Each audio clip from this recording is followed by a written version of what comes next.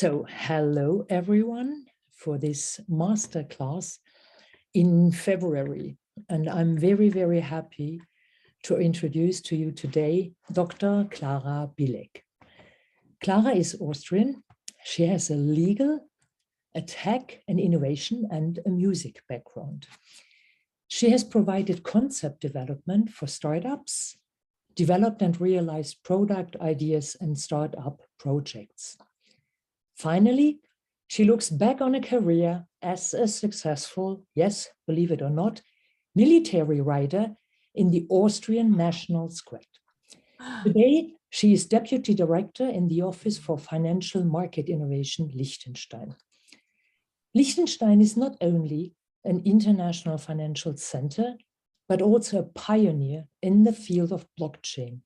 Liechtenstein has really become the first country with a comprehensive legal framework to create legal certainty for technology-driven innovation. But what exactly is blockchain? What are the real and working use cases, and aren't most executives still looking for clear concepts, for success, and a detailed understanding of the relevance and value of applications? Clara will explain today, and after her presentation, you all see the light at the end of the blockchain tunnel. It will go as follows today. Clara will start. If you have urgent question, you can write it in the chat.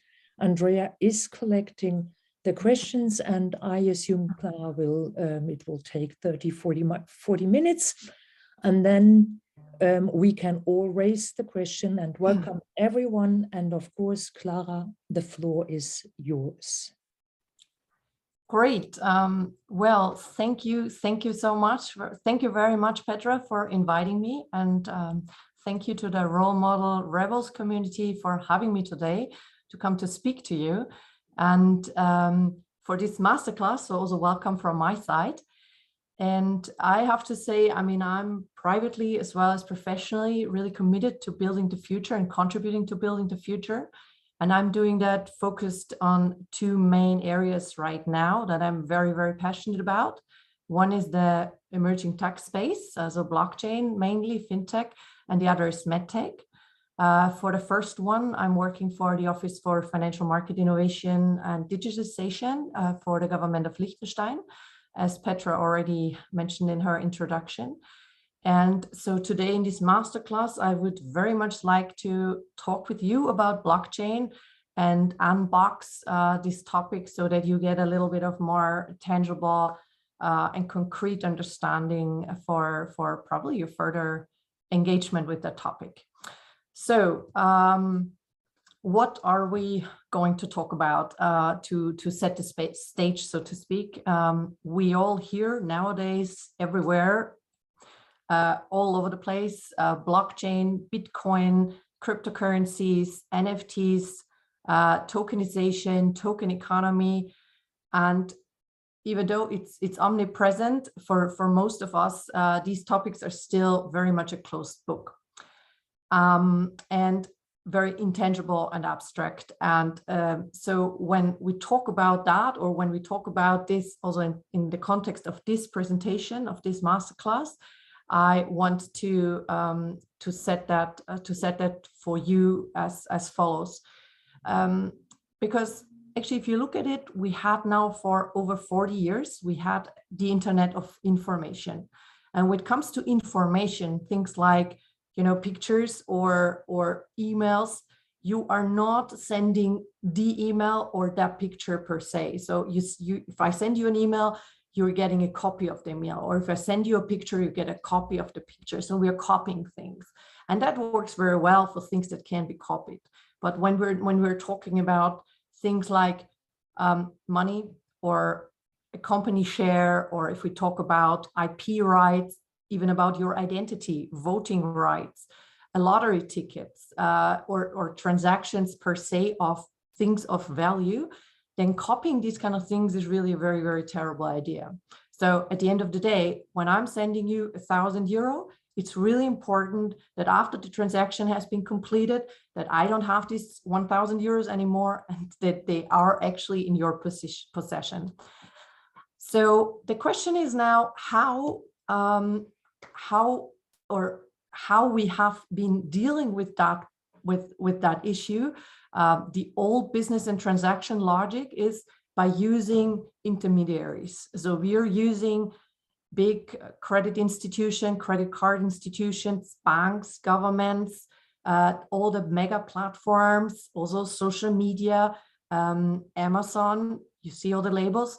They provide these business and transaction logics for us, so that the interaction, our transactions are working smoothly. But in that space, we've seen growing problems. Every centralized institution, even the CIA, can be hacked. The transaction, they cost too much. Think of Western Union charging 20% on the whole amount for each and every transaction. And they take too long too. I mean, like a transaction, if I buy a coffee at Starbucks, it goes through 5 different companies with counterparty risks, and 5 days later, the transaction is actually completed and at the end destination. So the complexity, the digitalization, and how our economy develops, we can see we see growing problems, and we see also that this new era requires a new solution. So in other words, there's got to be a better way. So, but before we dive into this kind of better way, I want to do some expectation management with you. So to make clear what to expect and what this is and what this is not. Let's start with what it's not. It definitely is not a tech tutorial. I'm not going to do any blockchain evangelism. I'm not giving any cryptocurrency investment advice or strategy. And also, we're not going to talk about CryptoKitties, meaning anything that this space has, in a very degenerated and devolution kind of way brought up and onto our sphere. So don't expect me to be able to explain these kind of funny things to you. But more importantly, so what can you expect? What is this about? And where do we go today instead? And this is, you are here, so obviously you're interested, you're curious, and I want to fuel and nurture this curiosity and this interest in you. And I want to give you the building blocks so that hopefully you get the kind of, that you build a relationship to this subject, and all of this, so that we can climb to a, let's say, to a flight attitude, to a cruising level where you feel comfortable for your further examination or engagement into the topic. But in any time, in any way, and in case especially, feel free to get back to me if you require any further detail or want to know more. I'm available for a deep dive for if you should like that after this masterclass. So let's dive into, and let's start directly with actually use cases, so that this topic becomes hopefully very immediately very tangible. So what blockchain actually means in action for you, and probably and hopefully also in your life. And I was thinking about sushi, about fish, because judging from the exploding Asian restaurants, everybody appears to love it. So I hope you have a touch point with that as well. And this was actually an animated slide, so that would be built up. So unfortunately now you see it all at once, but please still follow along with me. So if you think of what the sushi or what the fish takes to get eventually on your place, there are these basic steps you have to consider. So from the fish, from the fishing to the processing, to the transport, distribution, and eventually to end up in a shop and for you to be consumed. And when we talk about blockchain, or what blockchain really is, as I mentioned at the beginning, it's about transactions and it's about value. And so a data block, a data record on the blockchain contains a sender, it contains a recipient and it contains an amount and some metadata like time stamped or location. So if you think about sushi, if you think about fish supply chain, this would look like this. In the first data record, the sender would just be the sea. The receiver would be the cutter or the fishing boat, and the amount is the catch, so the fish. In the next transaction, the boat is the sender, the receiver is the harbor, and the amount is still the fish. So in the next transaction, it follows on with then the receiver being the factory, the sender being the harbor, the receiver or the shop or the company at the harbor, the receiver being the factory, and then the amount is then the boxed fish. And then, so as you can imagine, the next one is going to be that the fish is then being processed, it's being packed up, then the sender is the factory, the receiver is the truck, and the amount is then the packed fish. And so eventually it ends up in the supermarket, and even more eventually it ends up on your plate for you to consume and for you to eat. So what it shows is, like right now, also we know logistics, we know supply chains, obviously, but they involve nowadays Excel sheets and people involved who have to actually enter all these data points. And there's a lot of control and a lot of complexity involved, and not such a streamlined and automatic process that would still guarantee for every party involved, they don't have to trust each other, that these transactions and that this whole process is running smoothly for everyone to be, and in a way that it cannot be changed, it cannot be amended, it cannot be erased, and it is immutable and audit proof for everyone to see and to check. So at the end of the day, when I eat the sushi or when I buy a fish in the supermarket, I can actually see, if I would have access to this blockchain, I can see all the transactions that led from the sea up until to the fish being in the supermarket or on my plate to actually eat it. And then there's a layer on top of it. So this is just a basic transport transaction layer. But what you can include in blockchains are so-called smart contracts.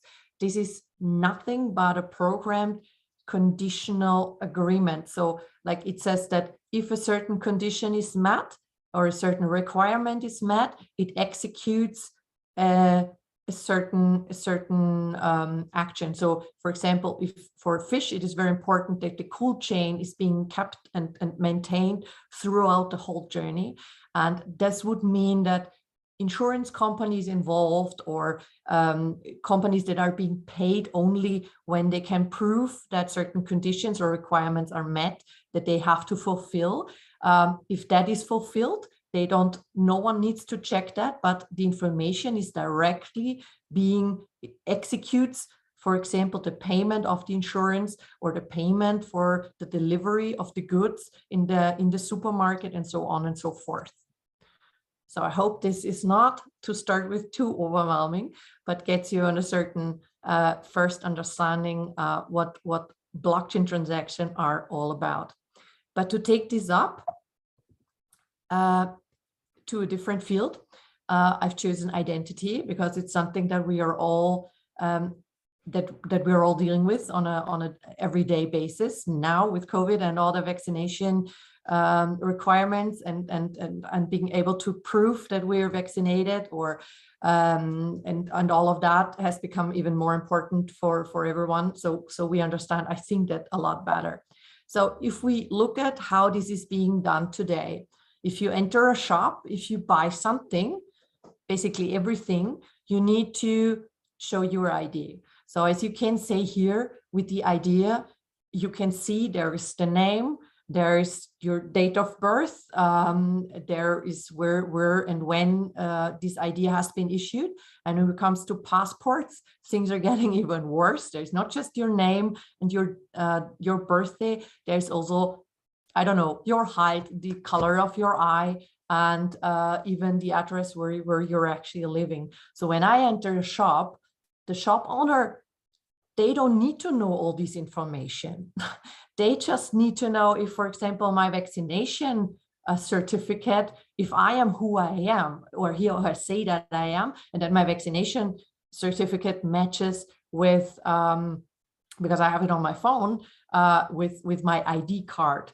But so to go from this to show what can be done on the blockchain, I know it looks a little complex at first,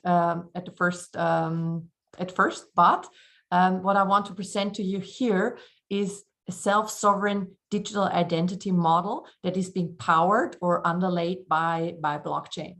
And the cool thing about this is this shifts, or this gives the data control, the data sovereignty back to the individual, back to us.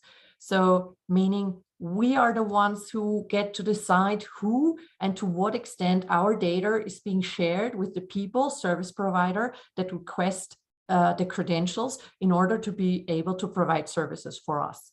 But without showing the whole card. So, and this works like this, that we have issuing institutions, like for example, in university, or also a government, that issue the name, they issue the nationality, the credentials for all of that, or they issue also the credentials for my home address. And so meaning I get to hold all these credentials in my wallet. And now the service provider that needs these credentials, like, or if I want to rent a car, do I have a driver's license? Am I older than 18 years old? If I want to ride a bike, I need a different kind of driver license for that. So all these, or if I want to buy a gun, so all these credentials that are needed in our everyday life for all these kind of transactions and services that we want to consume can be requested from the service provider, but they don't get to see the whole card. They only get, because it's the credential itself, you have to imagine it looks like with a fingerprint. So they just see, does the fingerprint match the fingerprint they request, and they don't get to see who actually the name of who owns the finger, or to whom the fingerprint belongs. So it's just a way to actually get the credentials certified, get the credentials acknowledged, so that you can access the service. And in the next slide here, also something that we're all meanwhile used to, and this is actually also a real, because there are a lot of already self-sovereign identity companies providing that. But in the mobility and car sharing space, there's also a lot going on. And I picked this one use case. It's a little complicated in detail. I just want you to focus on the main thing, like what it says, similar to the slide before. We have a service provider. You just have an app.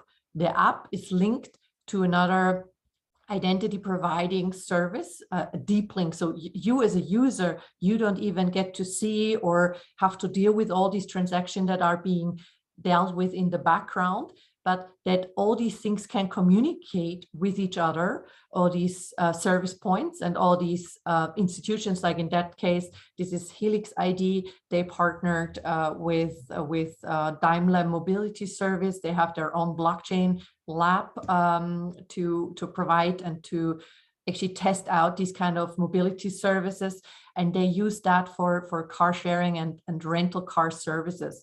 And now you can see that all these things that we need now to document, not just like that we have a driver's license, so these requirements that can be requested by the fleet company via an app, all digital, without me having to show anything, not my ID, not my driver's license, because all these credentials, they ask for these credentials, and these credentials are being delivered by them in a hashed way via the blockchain.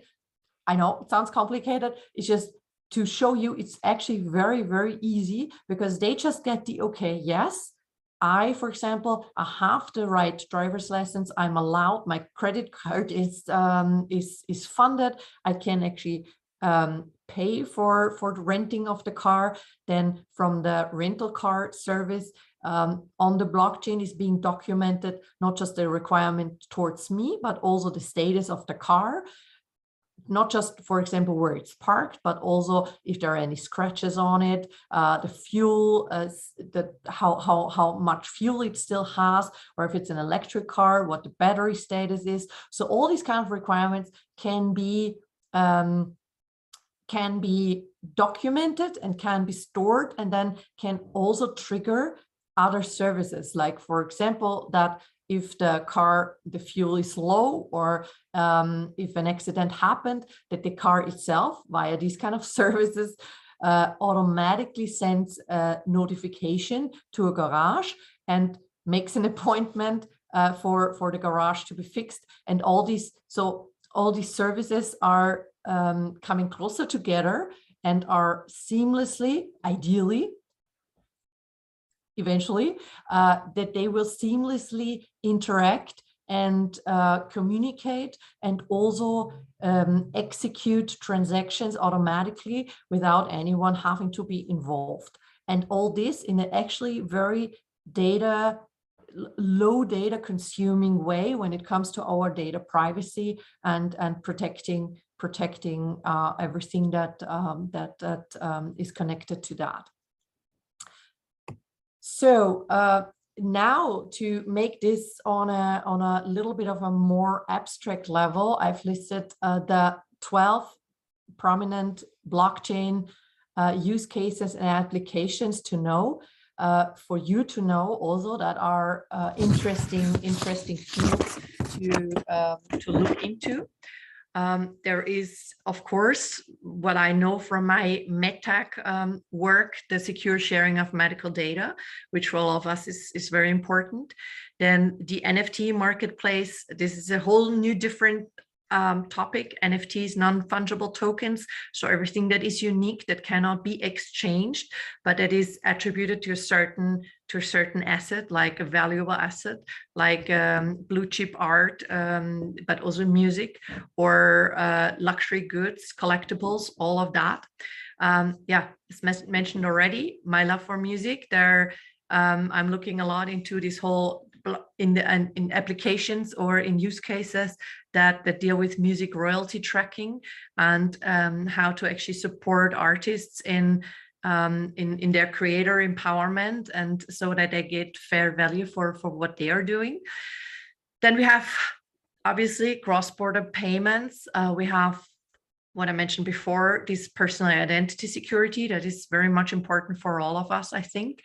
And we have the money laundering tracking system, very important for governments and also traditional banks and other institutions. Then we have very big in blockchain, as my first introduction into sushi and fish supply chain, our supply chains in general, and the whole logistics monitoring. I love to talk about also smart voting mechanisms, which is very important and could be actually implemented in a very, so these are things that are very close to us, and that can actually also, or are already in testing phases, or some of them are actually already out there. We have advertising insights, we have original content creation. So there are huge application fields in the creative world, not just in music. And we have cryptocurrency exchanges, which is important once digital currencies are more used for services and goods. And we have also, of course, the exchange platforms that are sorry, this is for me not readable, with real estates processing and processing platforms. So these are abstract, but I wanted to show you a picture. I'm not going to get into it. I'm very often getting this question, but there you see top 50 companies that are already now using blockchain. So it's out there, it's life and kicking.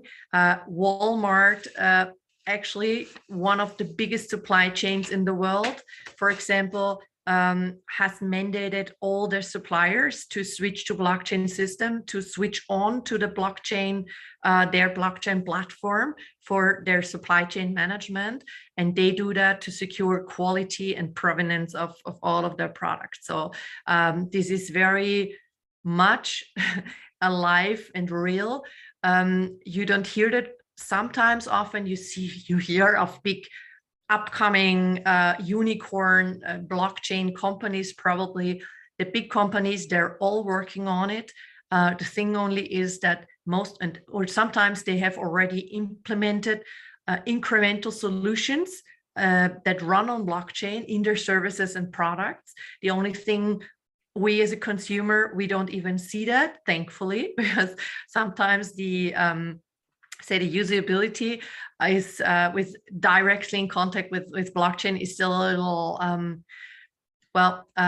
difficult or not so intuitive and working so greatly as we want it to be. So there's still some kicks to be ironed out. But so just to give you a quick overview or a picture that what companies are already active in that space and using blockchain and testing out how to expand their service and product portfolio using this technology.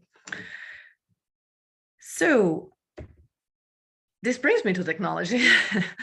And well, as I said initially, I'm not giving you a tech tutorial. Actually, also just before now, I took out 2 slides that would go a little bit deeper into the tech mechanisms.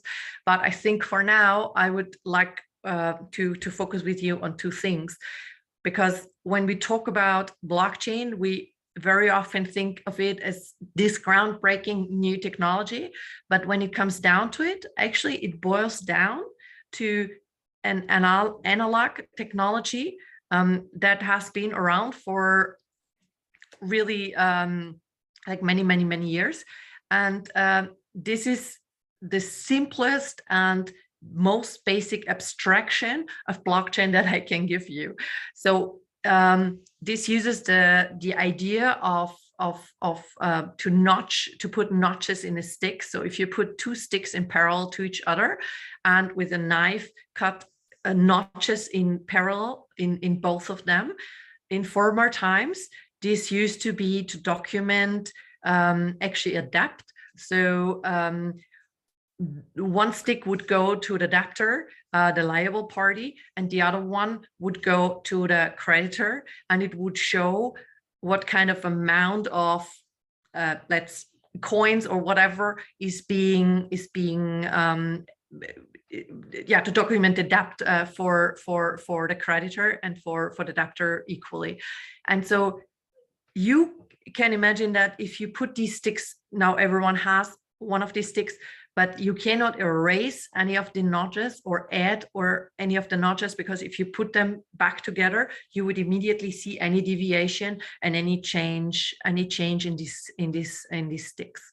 And this is basically what the blockchain is as well. So it's only valid because it's linked in a very specific way to each other that guarantees that it cannot be changed, and it just works peer-to-peer, so between the people involved, without actually these 2 people, only in that case, to know each other or even to trust each other. And to go back a little bit back into our days, into our day and our topic now, if you compare the internet or the technology, the underlying technology of internet with blockchain, I think this is very illustrative to show where we have come today and where we are going and how this development can actually work. Because if you look at internet has been around. The internet has been invented for the first time, dabbled, so to speak, in 1969 in the US. And then it was for about 20 years, it was only something for complete freaks. The World Wide Web, as we use and as we know it now, got invented or got introduced in 1991. So this is still the 31 years ago. And if you compared it now to blockchain got introduced by an anonymous person or persons, we don't know who or what it is, calls himself Satoshi Nakamoto, who published in 2008 a white paper explaining how this double spending problem that I talked about initially, that in the digital world it has been difficult to transact peer-to-peer things of value without copying them, and this is why we needed intermediaries. And now with the technology that the code that he put online, he solved this so-called double spending problem and allowed for people to set up services and products and to build infrastructure so that actually the transaction also of things of value can be in a safe and secure and transparent way can be done. And this is why it's the internet of, or we like to talk about it as the internet of value and not just the internet of information. So it's an upgrade, so to speak, or a new base technology for base layer technology for the internet of value. And cryptocurrencies, so to speak, if you say the email, as I mentioned, with transferring or transacting information, like what the email is for the internet, cryptocurrency could be said is an example for one application in the blockchain space. But as you know now, I think maybe you all have had experience with building a website, or even, who knows, setting up a web shop. And you could have done that without actually knowing anything about the underlying technology, right? So, and this where also blockchain is headed. So the really deep technical understanding, it's good to know a little bit of the underlying mechanisms for people who want to go there, but it's not necessary to understand the value that it can actually bring to us, and what it can be used for, and in what kind of situations, and for what kind of services and products it actually creates value. So this is bringing me now back to the evolution, or we're building on to show it in a different way, how the web how the web evolution has demonstrated and has shown, and where it started and where it has gone. So there we can actually see that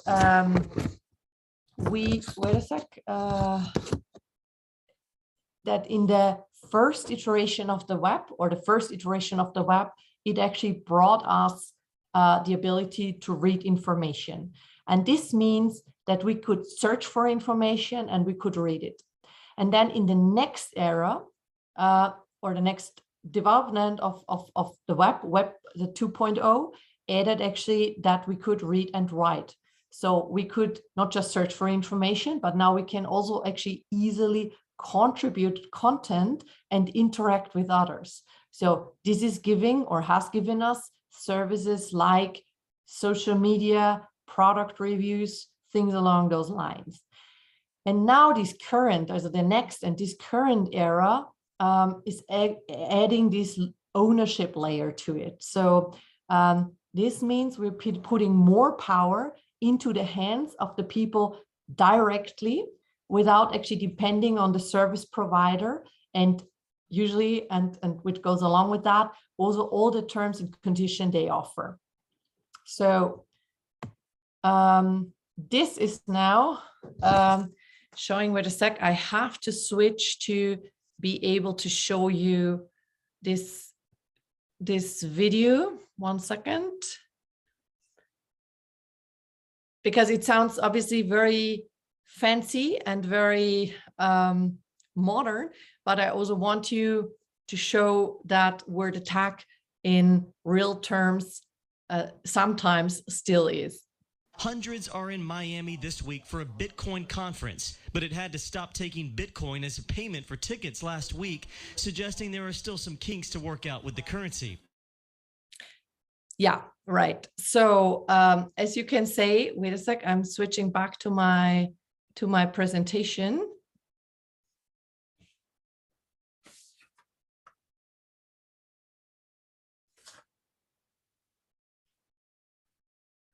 Sorry, it takes a while until this is uploaded.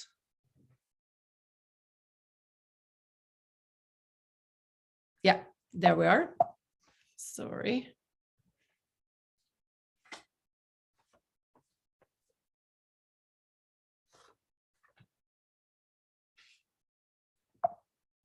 No, yeah.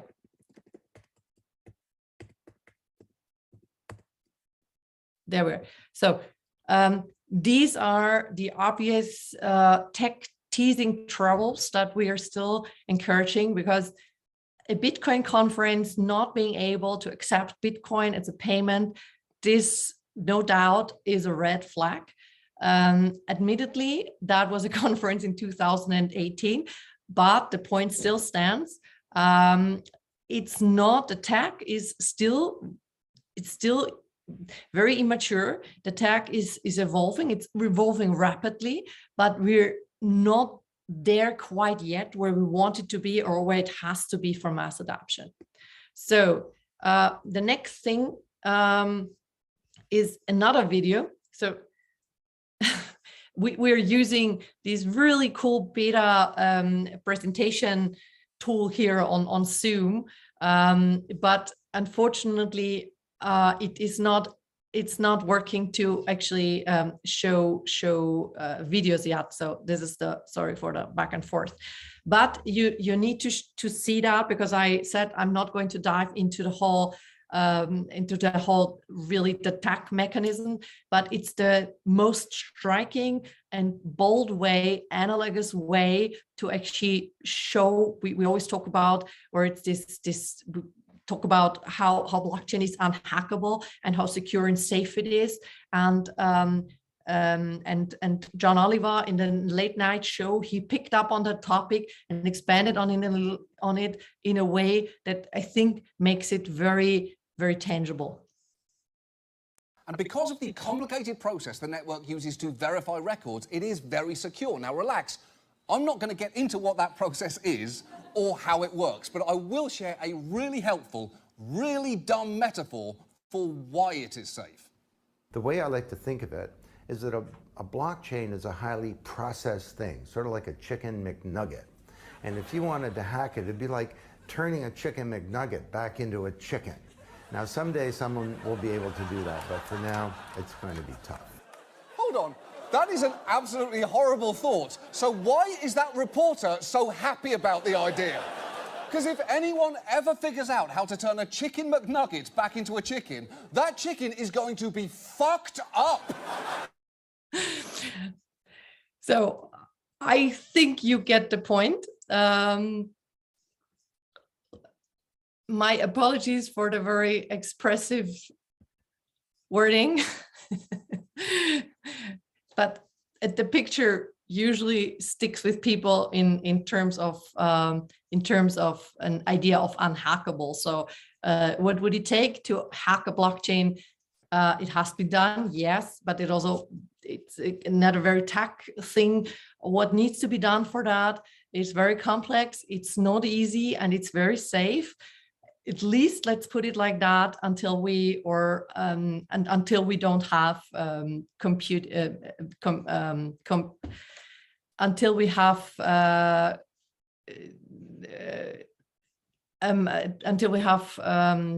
what? Now I'm hanging.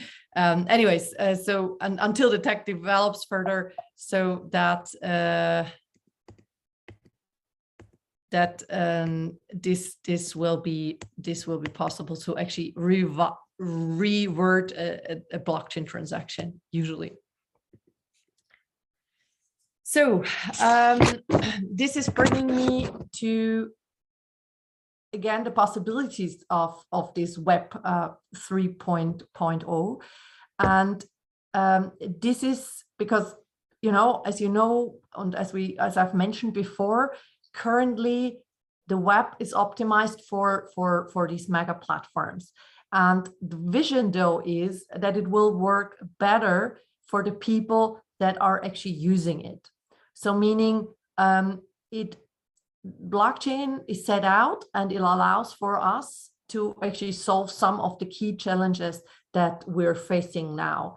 And namely, that would be that it will be able to, or the challenge that we see now is this lack of trust. It's also the difficulty to authenticate identity. It's the mentioned already loss over control of data, and it is this inequitable distribution of value. And so the exciting areas that we see now, that today it's very few that set the rules for all of us, basically. And in my opinion, it should be possible to opt out of these platforms that are based on surveillance and other, high tolls, without giving up, though, on the convenience and also on the connectedness that we have and that we actually also enjoy.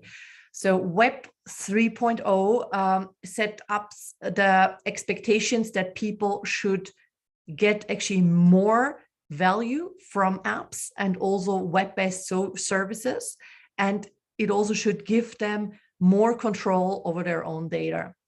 So for entrepreneurs, for example, that means that they get a broader adoption of Web3, or for them, such a broader adoption of Web3 would also mean, and the value from the apps that they are getting, that it will give them more control over their network. It can allow them for leveraging the network and the network effects. And of course, it also gives them sources of new capital and investors. And the second point is that the ones creating the value on the net now, they're only getting a very small part of it. And the few platforms that generate actually the huge return, and they are also dominating the market, meaning they are also setting and controlling the decisions that shape our digital lives and are everything that is connected to that. And the option in Web 3.0 is, or it gives us the chance that the people that create the value, that are also those that get the greater share of it, and also they have a greater influence in how our digital worlds are being operated and how they operate. And lastly, we get really complex modern problems today, as I mentioned at the beginning already. So how do we solve that? Or to solve that, we need to find also a way to get this global brain trust working together and working better together, to get answers and also solutions.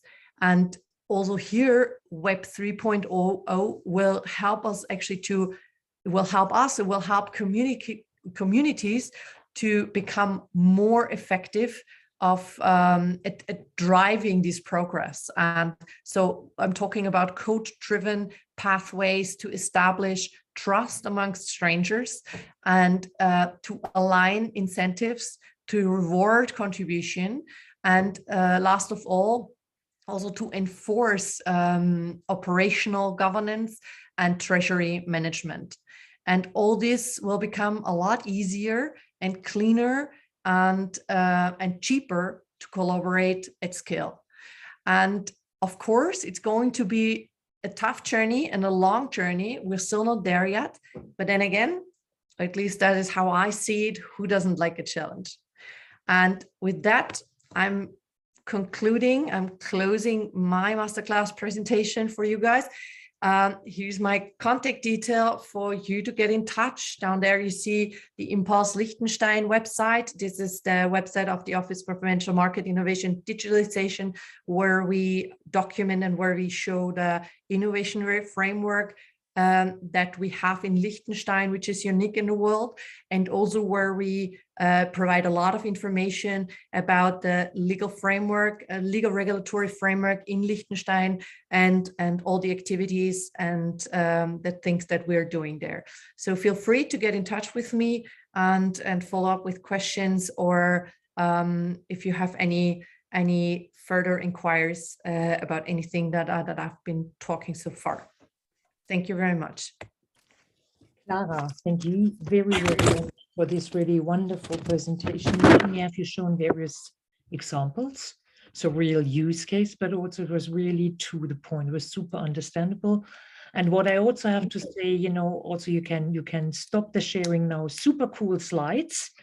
And, you know, and also it was really, really cool, and also, of course, a beautiful and smart presenter. And I think is what you mentioned. I think this is maybe one of the beauties of the blockchain when it started with of the own data. And you mentioned that when you were talking about ID and how we use the ID, and why should someone from a restaurant should know how high I am, my height and my color of my eyes, you can see me. But I think what you were mentioning is like owner of the data. And I think this is a total mind change. And if you look, for example, to Estonia, they really have reached a certain level, but the mindset is there.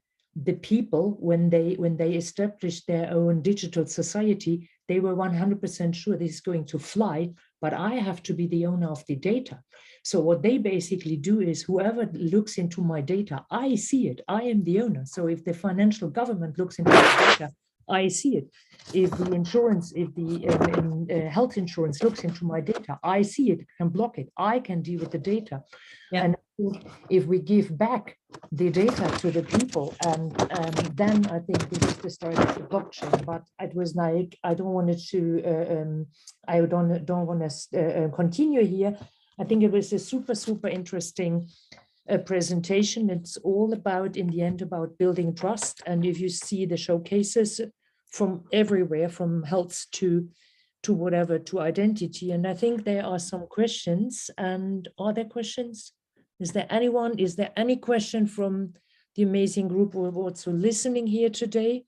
To Clara, she's here, and just like use it. Or you can drop them also in the chat, I think. Yeah, whatever you would like to do. If there are questions, I just think it's like, it's super interesting. What I do believe, my personal belief is here, like it is because it's so tech driven, the majority of people are afraid of it. And the majority, and we are not talking about those people who are sitting here today, we are all interested, we are not afraid. We still have some, maybe we're a little bit afraid, but the majority has basically no clue what it is all about. And it's like, unless they see real cases, real use cases, unless they see, and I think the best example for blockchain technology in healthcare, for example, if you are sick and if you have cancer, and if you have kind of, you know, photographs about your MRI, etc., and that one can be dealt with through a blockchain, through millions of comparable cases, then people understand why it could be of use for them. Yeah, but that would also mean that actually this information or that data would then be hashed, or in a way made anonymous. So for research and development, it's not about that this data should not be used for further development in different fields. It more really like to give ownership, protect our privacy in the real way as it was intended with the GDPR. But as we all know, this is a monster and it is doing a lot of things, but not a lot of good things for actually really protecting people and their data privacy. And so there actually blockchain is a real good example. So it's not as we often hear for the ones passionate in that space, hear that blockchain is a problem, is a solution in search of the problem. There are a lot of actually very fitting problems for the solution that can add value. It's just also that it has to be clear that not everything has to be done and solved with blockchain. So I'm also very hesitant or very, very careful about to where actually blockchain is really creating value, is really the best solution. And sometimes a good Excel or a high-powered data bank is doing just as well and just as fine. So you have to be really looking very specifically in the challenges of each and every problem that you're looking a solution for, and to evaluate if blockchain really is the best and most efficient and lenient solution. Yeah, are there any questions? Because I also think is what you mentioned, like, because the beauty about blockchain, for example, when you started with the whole logistic change, how important it is, so that people who are really in whatever sustainable food, sustainable fashion, whatsoever, that they can really have a track record of where the stuff is coming from, and also that it gives a chance to those who, let's say, do something coffee plantage somewhere in Latin America, that they really can prove at the end, the Starbucks guy, I say, that really this is coming from here and from there. And there are a lot of fashion houses in the meantime. They, of course, do it for other reasons, to protect their labels from being faked. However, I think there are some really cool use cases when it comes to blockchain technology. And everything that has to do with actually to document and prove provenance, prove certain requirements, working conditions, quality about food or requirements that are necessary, like what I mentioned, that a cooling chain has been maintained uninterruptedly, things like that. So that is really, and the automatic execution of payments, for example, or to claim or to file insurance claims or these kind of things that and with in the mobility space, of course, with driving the car, usage-based insurance, accessing cars, all of that. So there's a lot of potential in these spaces, as well as in financial services, obviously. Sure. Yeah. What I would like to say, because there are no more questions. So first of all, Clara is one of our amazing role models.